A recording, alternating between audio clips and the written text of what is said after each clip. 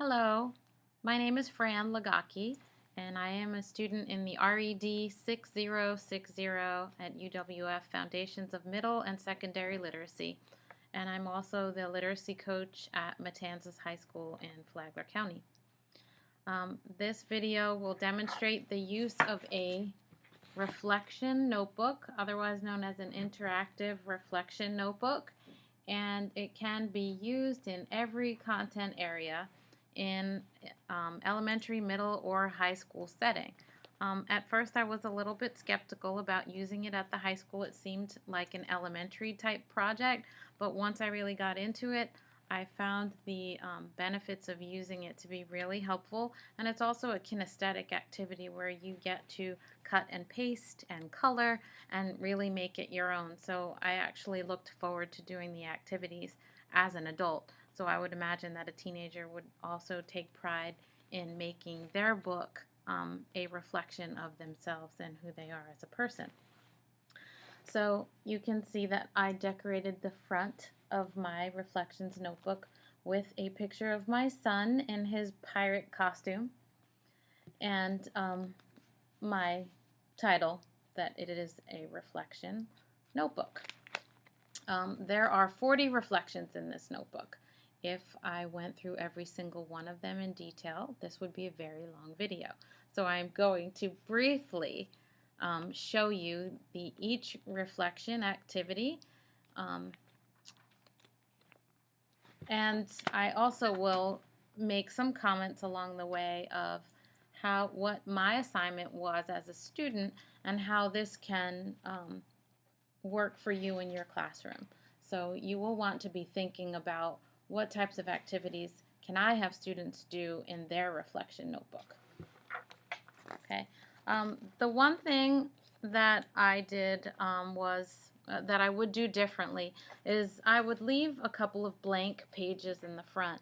That way when you're done with all of your reflections, you will have a place to go and create a table of contents for your reflections notebook. I decorated mine with the novel that I'm reading. We were required to read a young adult fiction novel, and I chose Catching Fire, the second in the series of the Hunger Games. And so I found some pictures that I can decorate with for my fly page. As you can see, you will notice that there will be directions on the right side. These are teacher handouts, so if you're using this in a classroom, your directions for your students would go on the right side of their page, and you would show a demonstration of that so that they will put it on the right side of the page, and then their response or reflection of that activity will go on the left. So entry number 1 was just to talk about my own philosophy of literacy, and I actually typed it up and I stapled it to the left side. Reflection 2 is a graphic organizer.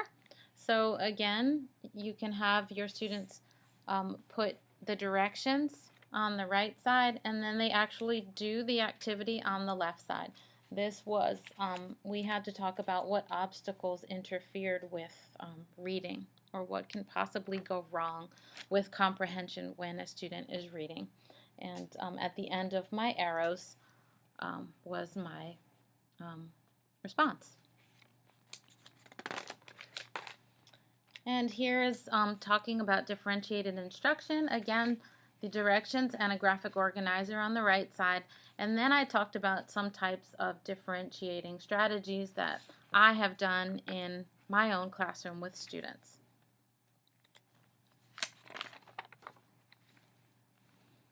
Reflection number 4, I chose to do a word splash. And this is a journal of what I've observed teenagers doing. So teens in action, teens reading, and teens and technology. Okay, and what I noticed was teens in action in class, they were doing everything from listening and being engaged with the teacher to writing a paper paper and pencil and referring to their computer for sources. And also students involved in TV production with a video camera doing scenes out in the hallways.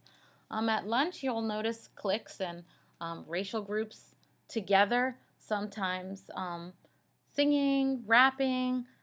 You'll notice the different types of cliques in your high school. It's pretty enlightening if you're a teacher and you haven't gone and looked at the cliques during lunch. It's interesting, so you get to know your students in a different light.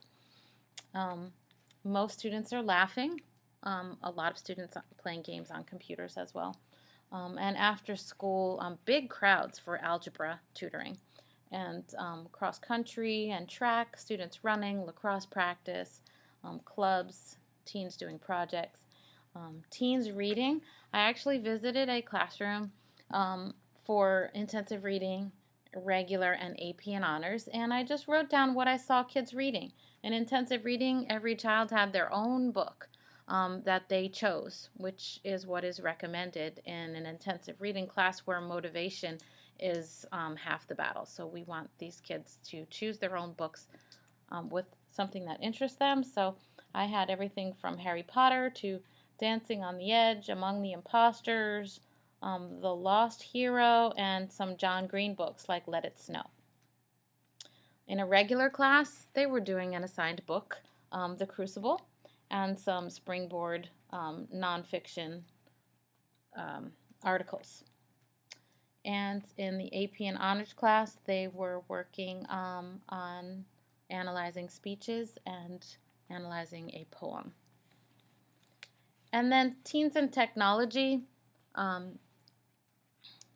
we all see kids doing, they're on technology 24/7. So iPhones, iMessaging during class.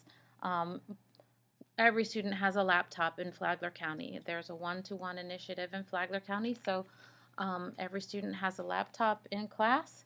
And in between classes, you'll see students with headphones on, their earbuds, especially during lunch, even though they're not supposed to.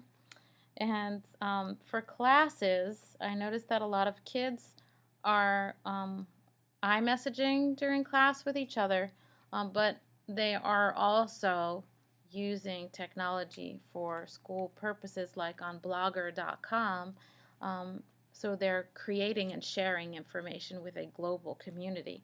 And they're also logging on to Edmodo and Google Classroom for their assignments. Okay, so very 21st century. Reflection number 5 was an interview with a student. Okay, so these were questions that are more detailed. The responses are more detailed in the final philosophy paper.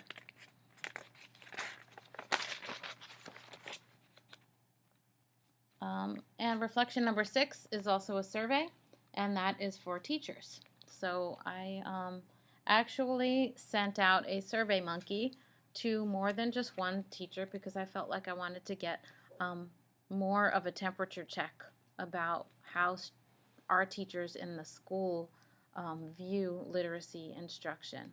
So I sent it out to more than just one, and I received 16 responses back. And they were all very fascinating, enlightening. I got some great ideas, and I very much appreciated their input. So again, that's reflected in the final philosophy paper that was turned in. Reflections Interactive Notebook number 7. This was a goal sheet to have one-to-one conferences with students in class. I made this my own because the goal sheet that was given to us was based on the old FCAT.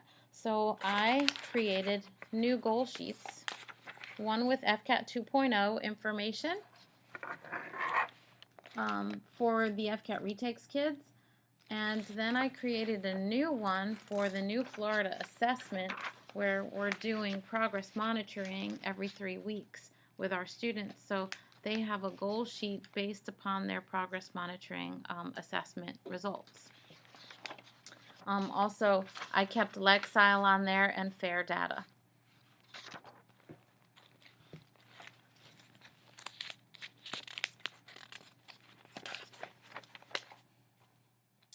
There's the student interest survey. What I would add to this survey is on an online section. So, do you have internet at home? What do you use it for? What do you use internet for at school and at home?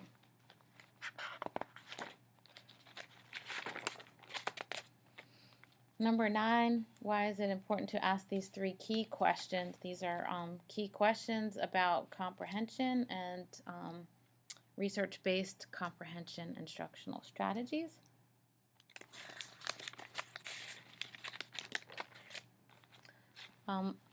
This is one of my favorite activities. It's called The House, and we have our intensive reading teachers do this almost every year, where they do selective highlighting. So I made this nice and colorful.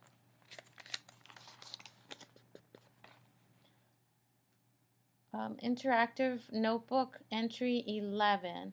We had to respond to some essential questions. So again, this can be used in any content area where there's a list of essential questions related to the book that you're reading or your unit, and then students are to choose 2 of those and respond to those 2 questions on the left side. Reflection 12 is about phonemic awareness. Oftentimes we don't talk about phonemic awareness in high school. However, there are some students, especially in intensive reading classes, that have foundational skills deficiencies. So phonemic awareness is something that we should target. And I said that teaching alliteration and assonance in poetry, and then having students make up their own poems and raps will help with phonemic awareness. The Matthew effect. This was my response to the Matthew effect, and basically the whole concept of the rich get richer and the poor get poorer is very true in reading, where students start school behind the ball if they don't have a home life that is literacy rich, and without the right intensive teacher and instruction, they fall back, and they're perpetually behind, and if they don't catch up by 4th grade, the odds are very slim that they will ever catch up. And so I wrote about that and how that's depressing as a high school teacher, almost knowing that the odds are against you and ever helping your students to get to where they need to be to pass the graduation test. So it is a bit depressing, but it made me want to go back and read Janet Allen's book called It's Never Too Late. So I would recommend that.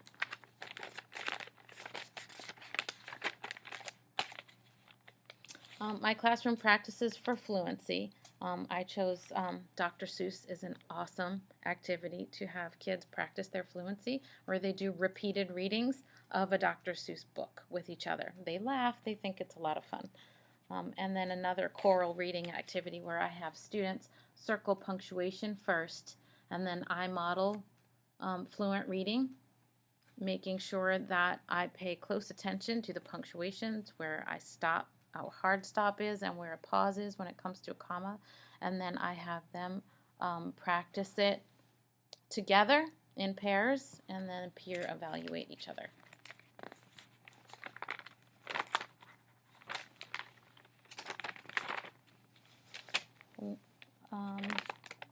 That's more on fluency. Fluency, we really only want to, if we go back to fluency, we really only want to focus on fluency if it's interfering with comprehension. If a student is tripping up over the words and it's interfering with them being able to efficiently read a passage, then we have to remediate. However, if a student is just reading slow, then and he's comprehending, then we don't bother with the fluency instruction, because comprehension is the ultimate goal.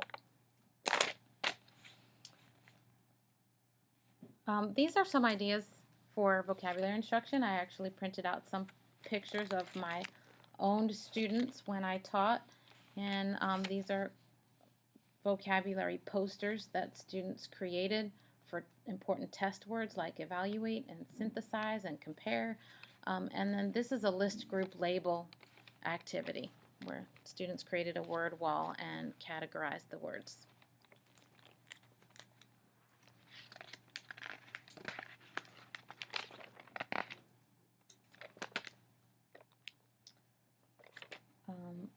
Number 16, what ELL strategies would I use? I typed them up, and this was actually part of an email that I had sent out to the reading team about strategies that will help ELL students and struggling readers. So QARs using pictures, the CSR, strategic reading, reciprocal teaching, gist, a close or maze passage is also very helpful for ELL students. Number 17, making predictions. I would have students do 2-column notes, or you can do the 3-column chart that is included in the instruction. But my 2-column notes is I predict blank because blank, and then I modeled it. I predict Katniss will lead an uprising in District 12 because she found out other districts are having an uprising, and this is their chance to overthrow the Capitol. And then, was my prediction correct? No.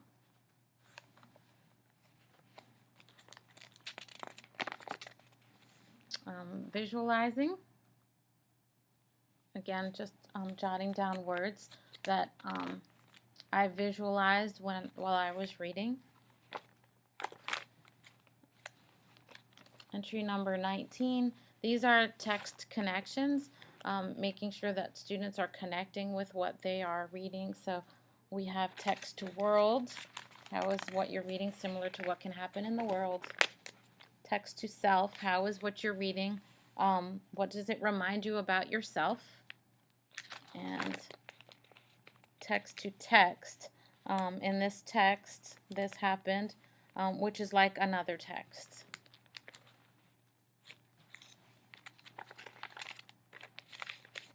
Entry number 22. This was a cartoon that we had to analyze, and I made an inference chart. And the inference chart is what I learned from reading, or this particular one is what I learned from reading the cartoon, what I already know, and then that brings me down to my inference.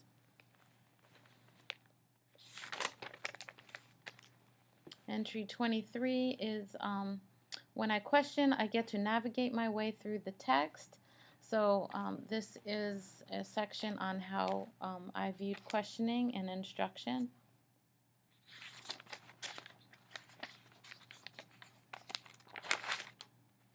I love this idea of the question matrix, and I colored it in. I didn't have the exact colors as Dr. Seuss recommended, like on green paper for the lower level skills. However, I highlighted it according to the color paper that we have at school, and her recommendation was to just for this quarter, which is the comprehension section, to have that photocopied on a sheet of paper and laminated, and again your knowledge, your synthesis and analysis, and then have groups of students create questions. So for example, for domain 1, which is the knowledge, what is a mockingjay? And 2, which is comprehension, who is Gale? And 3, which is synthesize and analysis, what would happen if there was an uprising in District 12? And then the highest level of synthesis and analysis is why did Finnick side with the game maker at the end? Here's a somebody wanted but so, a great way to summarize. On to 26, this is the last word. This is an excellent strategy to get kids talking about what they read. And they choose a passage that they maybe find interesting, or that troubled them, or that made them angry, and they say why they selected it.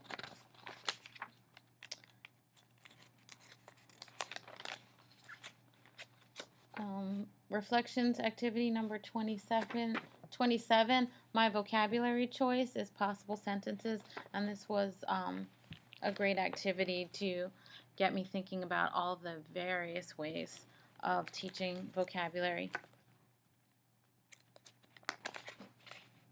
Here's a vocabogram that I completed, and vocabograms can be done in any content area.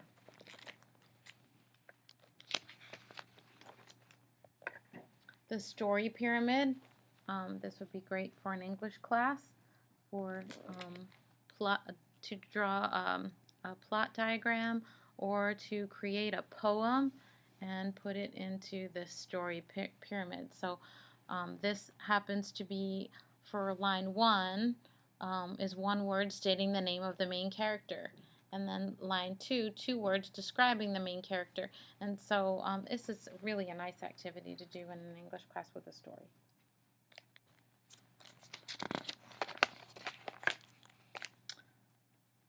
A Bloom's taxonomy wheel, and my response was to have stations in your classroom where each station will be a different level of Bloom's and a different activity reflecting those levels.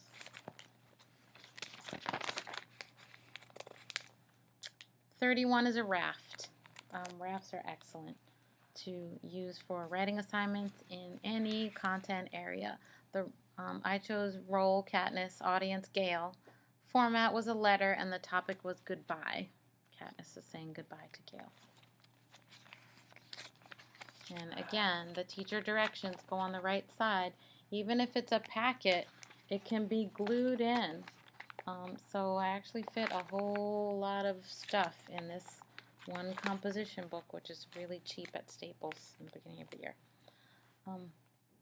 Number 32, talking about performance-based assessments. The raft is an example of a performance-based assessment. What I would like to see done more with our English teachers especially is more argumentation writing, because that's what they're going to be tested on at the end of the year. So I attached an argumentative rubric over here, and some information about an argumentative paper.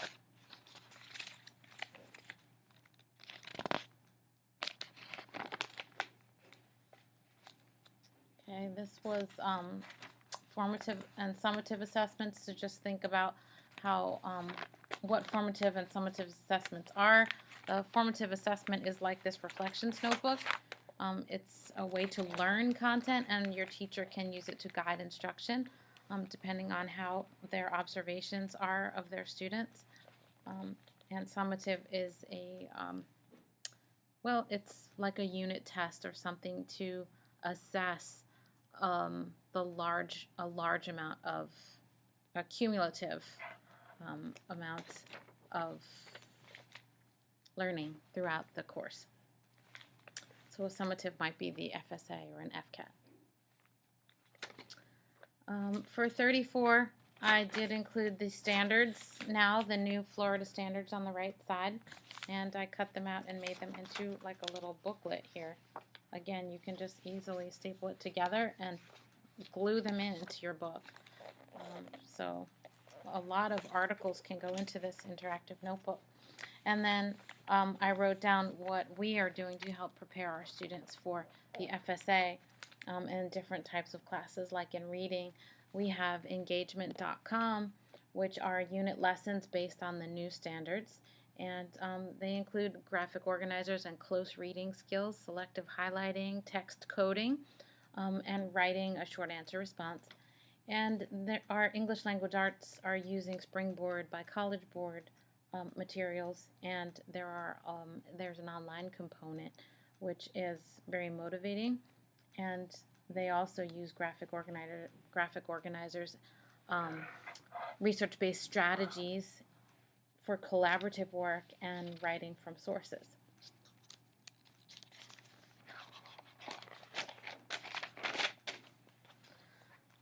Here's 35. 35 was about the book a day. I really loved this activity, and I wanted to know more about how I could do this in my class.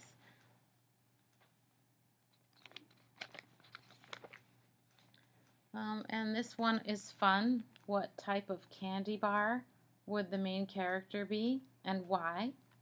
So I chose Smarties for Katniss because she's smart. She can also be sweet, but she's hard. So I wrote about that. And thinking hats. Thinking Hats is an excellent collaborative activity for your students. And I wrote about how to use the 6 thinking hats as a pre-writing activity for an argumentative essay.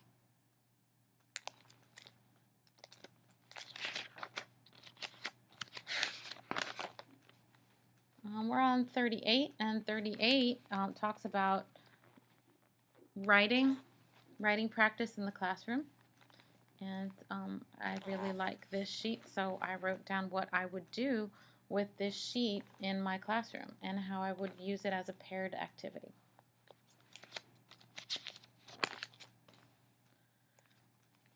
Reflection 39 is take a chance.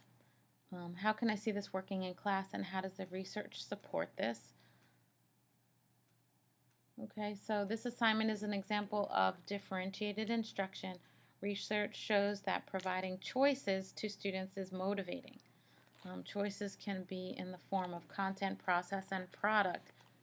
So I talked a little bit about that, and I would highly recommend reading Carol Ann Tomlinson's books about how to differentiate in a mixed ability classroom. And some ELL ideas in reflection number 40.